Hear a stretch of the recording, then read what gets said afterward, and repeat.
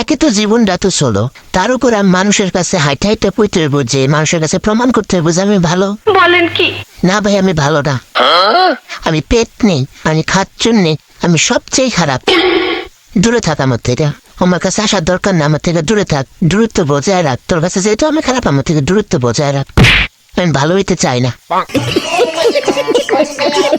আমি মাঝে মাঝে চিন্তা করি, দুনিয়াতে নাকি ভালো মানুষ নাই, ভালো মানুষের বড় অভাব। মানুষ নাকি ভালো মানুষ খুঁজে পায় না। বলেন কি? তাইলে আমার জামাই আমারে কেমনে খুঁজে পাইল?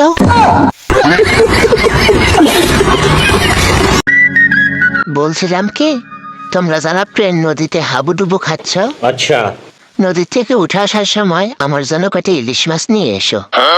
না মানে অনেকদিন ইলিশ মাছ খাওয়া হয় না, তো মেলা দাম, কিনা পারি না। না নিয়ে আসলে কিন্তু অভিশাপ দিব, এই শীতে দিয়া ওই প্রেম নদীতে ডুইবাই মরবা।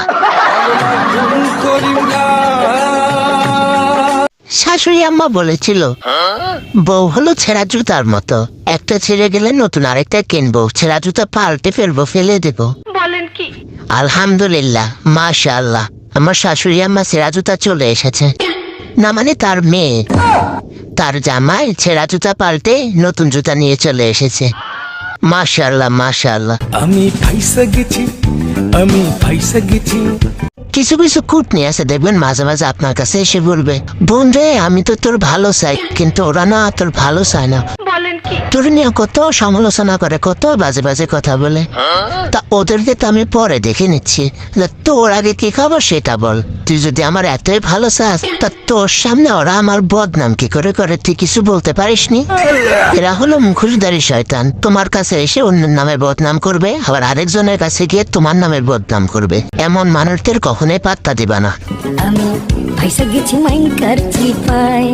আমার মনে কিছু কালা সাদা বেগুনি কালার প্রশ্ন। আচ্ছা, নিঃশ্বাস যখন আমাদের ছাইরাই দিতে হয়, তাহলে আবার নিঃশ্বাস নেই কেন? আবার আরেকটা কথা, যদি টাকা খরচই করা লাগে, তাহলে আমরা টাকা কামাই করি কিসের জন্য?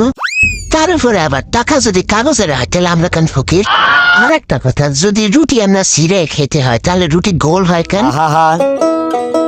আমি পারি না, আর পারি না। বাদাম খেলে নাকি বুদ্ধি বাড়ে, বাদাম খেলে নাকি ব্রেন শার্প হয়, নাকি চিন্তা শক্তি বাড়ে, ধারণ ক্ষমতা বাড়ে ব্রেনের। এটা যারা কইছে না, একটা ডাহা মিশা কথা। বলেন কি? আমি কইলাম ডাক্তার ডাহা মিশা কথা। যদি এটা তাহলে আমি যে বাদামটা রাত্রেবেলা ভিজে আছি, সেটা সকালবেলা আমার খাইতে মনে থাকে না কেন?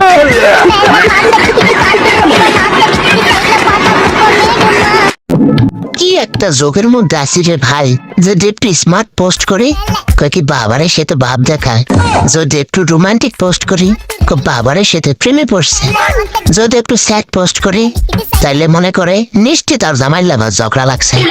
কই যামু, খুব একটা জ্বালার বিচে আছে।